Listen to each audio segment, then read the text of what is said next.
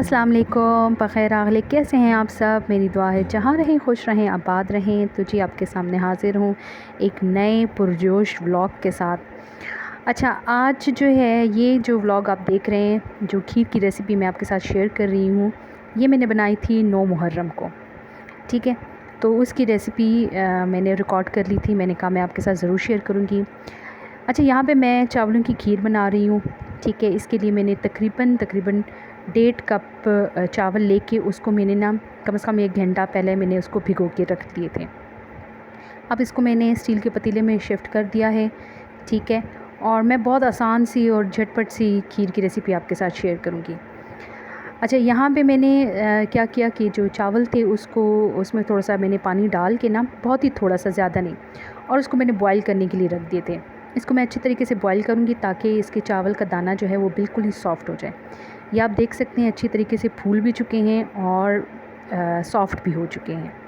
ठीक है, अब इसके बाद जो है मैं इसको फिर ग्राइंड करूँगी। ये देखिए इतने मज़े के वो सॉफ़्ट हो चुके थे। अब इसके बाद मैं इसको बाकी चीज़ें डाल के और ग्राइंड करूँगी। अच्छा, यहाँ पे ब्लेंडर लिया, उसमें मैंने तकरीबन आधा कप दूध मैंने इसमें डाला, और जो चावल मैंने बॉयल किए थे वो भी यहाँ पर मैंने ऐड कर दिए हैं। अच्छा, ये रेसिपी जो है ये पेशावरी खीर की रेसिपी है। ठीक है, अच्छा, इसमें मैंने मेरे पास रस नहीं थे, तो ये जो सूखी ब्रेड मेरे पास पड़ी हुई थी, ब्रेड के अक्सर इस तरह के पीसेस रह जाते हैं, तो आप उसको सेव कर लें। आप खीर वगैरह जब भी बनाएं तो उसमें ये ज़रूर ऐड करें, यकीन जाने इसका इतना ज़बरदस्त टेस्ट आता है। तो ये जो सूखी ब्रेड मेरे पास पड़ी थी, इसको भी मैं इसी दूध वाले जो बैटर है वो इसमें मैं ऐड कर दूँगी। यहाँ पे इसमें मैंने ऐड कर दिए हैं। अच्छा जी, ये जो खीर मैं बना रही हूँ ना, जो पेशावरी खीर है, जो स्पेशल खीर बनती है, जो कि सखवानी बाज़ार की जो स्पेशल खीर है, उसमें ये रस भी डलता है, और उसमें आखिर में आप देखिएगा मैं कैरेमल बनाऊँगी, वो भी मैं इसमें ऐड करूँगी। तो उन दोनों का टेस्ट इसमें इस खीर में आता है, और यकीन जानिए इतनी ज़बरदस्त वो खीर बनती है। अच्छा, ये जो रस वग़ैरह है ये हम इसीलिए इसमें ऐड करते हैं कि ये थोड़ा-सा थिक हो जाता है, खीर जो है ना वो अच्छी तरीके से थिक हो जाती है। अब इसमें तकरीबन 3-4 इलायचियाँ, जो सब्ज़ इलायची है वो भी मैंने इसमें डाल दी है। यहाँ पर तकरीबन 2 चम्मच बड़े भर के मैंने इसमें सूखा दूध जो एवरीडे है या आपके पास नीरो है, तो वो भी मैंने इसमें ऐड कर दिया है। अब बस इसको मैं करूँगी, इसका सर बंद करके इसका ढक्कन लगा के, और इसको मैं ब्लेंड कर दूँगी। जी, यहाँ पे मैं इसको ब्लेंड कर चुकी हूँ, और ये देखें इसका टेक्सचर तकरीबन कुछ इस तरह का गाढ़ा टेक्सचर सा इसका बन जाएगा, जिसमें चावल और जितनी चीज़ें ऐड की हैं वो सब ब्लेंड हो चुकी हैं। अच्छा जी, यहाँ पे हमने क्या किया कि हमने पतीले में तकरीबन 1.5 लीटर का दूध जो है वो इसमें मैंने ऐड कर दिया है, और इसको मैं पहले बॉईल करने के लिए रखूँगी। ठीक है, और जब हल्का सा बॉईल हो जाएगा, इसमें बॉईल आ जाएगा, तो इसके बाद मैं कैरेमल बना के और वो इसमें ऐड कर दूँगी। फिर उसके बाद जो मटीरियल, जो बैटर हमने बनाया हुआ था, जो मिक्सचर हमने बनाया था चावलों का, वो हम इसमें फिर ऐड करेंगे। यहाँ पे मैं बना रही थी कैरेमल। मैंने फ्राई पैन लिया और उसमें थोड़ी सी चीनी मैंने डाली। मैंने ज़्यादा चीनी नहीं डाली, चीनी बकाया जो है वो मैं दूध में डालूँगी। तो बस इसको मैं बग़ैर किसी ऑयल के, बग़ैर किसी पानी डाले, इसको मैं डायरेक्ट हीट पर ही मैं इसको मेल्ट कर दूँगी, और इसका तकरीबन लाइट ब्राउन सा कलर जब आ जाएगा तो वही हम उठा के दूध में, बॉयल दूध में हम इसमें डाल देंगे। अच्छा, कैरेमल बनाते हुए ना आपने चम्मच जो है वो मुसलसल हिलाते जाने, वरना क्योंकि स्टार्ट में इसकी गुठलियाँ बन जाती हैं। ठीक है, लेकिन जिस तरह इसको हीट मिलती जाती है तो वो सारी गुठलियाँ जो हैं वो ख़ुद बहुत सॉफ्ट हो जाती हैं और मेल्ट होना शुरू हो जाती हैं। तो आपने इसमें मुसलसल चम्मच हिलाते रहने, वरना जो गुठलियाँ हैं, बाकी जो चीनी है वो पहले उस कैरेमलाइज़ हो जाएगी, उसका कलर आ जाएगा, और जो गुठलियाँ हैं उसका कलर नहीं आएगा, वो थोड़ा टाइम लेगा। तो आपने इसको प्रॉपर मिक्स करते जाना है। यहाँ जी कैरेमल दूध में ऐड करते हुए आपने बहुत एहतियात करनी है, क्योंकि दोनों बहुत ज़्यादा गर्म होते हैं, तो चांसेस होते हैं कि ये दूध जो है वो उबल के बाहर ही ना गिर जाए। तो बस यहाँ पे मैं आहिस्ता कैरेमल डाल रही थी और इसको मैं मिक्स कर रही थी, और इतना ज़बरदस्त इसका कलर आया था, बिल्कुल यहाँ पे ऐसा लग रहा था जैसे कॉफ़ी कलर आया हुआ था। अच्छा जी, दूध अच्छे तरीके से बॉयल हो चुका था। अब इसमें जितना भी जो मैंने मिक्सचर बनाया हुआ था चावलों का, वो मैं इसमें ऐड कर दूँगी।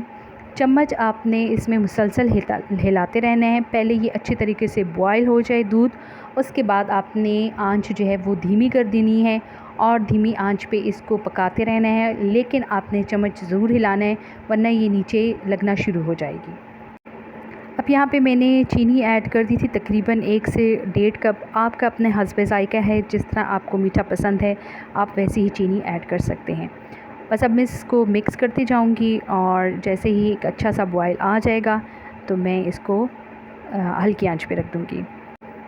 अच्छा जी, खीर को मैंने इतना पकाया है कि देखिए अच्छा खासा गाढ़ा हो चुका है और इसका गाढ़ापन जो है वो इसके जो हमने ब्रेड डाली थी, जो डबल रोटी डाली थी या जो आप रस इसमें ऐड करेंगे, ये उसकी वजह से गाढ़ापन है इसका। तो यहाँ पे बस ये खीर रेडी हो चुकी थी। अब बस मैं इसमें जो लास्ट इंग्रेडिएंट्स हैं वो इसमें मैं ऐड कर दूँगी। अच्छा, आखिर में जब आप चूल्हा बंद करने लगें तो आपने इसमें 1 से 2 चम्मच जो मेरे पास मलाई पड़ी थी वो मैंने इसमें ऐड कर दी और साथ में कुछ ड्रॉप्स वनीला एसेंस के मैंने डाल दिया। उससे इसकी स्मेल और इसका टेस्ट बहुत अच्छा आता है। तो वो दोनों चीज़ें मैंने ऐड कर दी हैं और अब मैं इसको, हमारी खीर बिल्कुल रेडी हो चुकी थी। अब मैं इसको फ़ाइनल सर्व करूँगी। ये देखिए जी, माशाल्लाह माशाल्लाह इतनी ज़बरदस्त खीर बन के तैयार हो चुकी है और इसको मैंने खुले से बर्तन में डाल दिया है और ऊपर से गार्निशिंग के लिए आपकी अपनी मर्ज़ी, आप बादाम पिस्ते जो भी डालना चाहें, लेकिन इस टाइम मेरे पास बादाम पिस्ते नहीं थे, मेरे पास कोकोनट था तो मैंने वो इसके ऊपर डाल दिया था। तो हमारी खीर रेडी है। यकीन जाने इसका इतना ज़बरदस्त टेस्ट था, इसका टेक्सचर भी बहुत ज़बरदस्त था, अच्छी खासी थिक हो चुकी थी। जब मैंने इसको फ्रिज में रखा और फ्रिज से निकाल के जब मैंने सर्व किया तो ये अच्छी खासी थिक हो चुकी थी और टेस्ट भी इसका माशाल्लाह बहुत ज़बरदस्त था। बस उसके बाद मैंने इसकी नियाज़ दी और दुआ वग़ैरह करके और फिर हमने खाने के साथ इसको सर्व किया। खाने में मैंने साथ में बीफ पुलाव भी बनाया था, तो दोनों का जो है वो मैंने नियाज़ दे के और फिर उसके बाद हमने दोपहर का खाना खाया।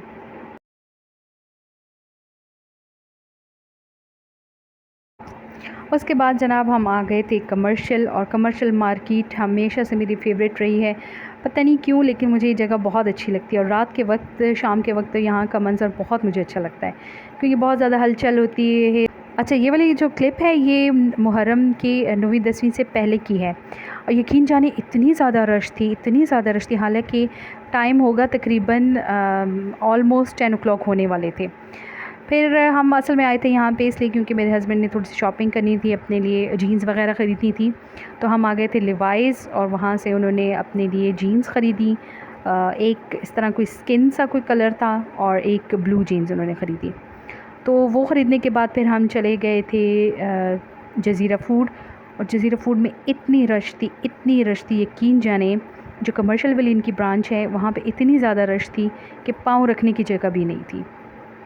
बहरहाल हम भी धक्के खाते खाते और धक्के देते देते आखिर हमने भी अपने लिए जगह बना ही ली थी क्योंकि बहुत ज़्यादा लेट हो गया था, तकरीबन 11:45 बज गए थे और बाहर का मंज़र तो बिल्कुल ऐसा लग रहा था जैसे कोई ईद का समा है, पता नहीं क्यों बहुत ज़्यादा रश थी।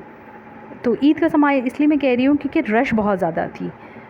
और ख़ैर मुझे कमर्शियल मार्केट जो है वो तो मुझे मेरी है ही फेवरेट जगह, तो हमने फिर जज़ीरा फ़ूड हम लोग चले गए थे और वहाँ पे हमने एक प्लेटर था उनका, वो हमने ऑर्डर किया था और साथ में एक चावल की जो उनकी मोस्ट कहें कि डिमांडेबल जो इनकी प्लेट है चावलों की, वो हमने ऑर्डर कर दी थी।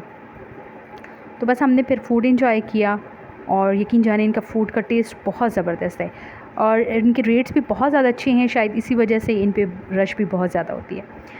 खैर जनाब, ये था मेरा आज का व्लॉग। अगर आपको पसंद आए तो लाइक शेयर सब्सक्राइब ज़रूर कीजिएगा।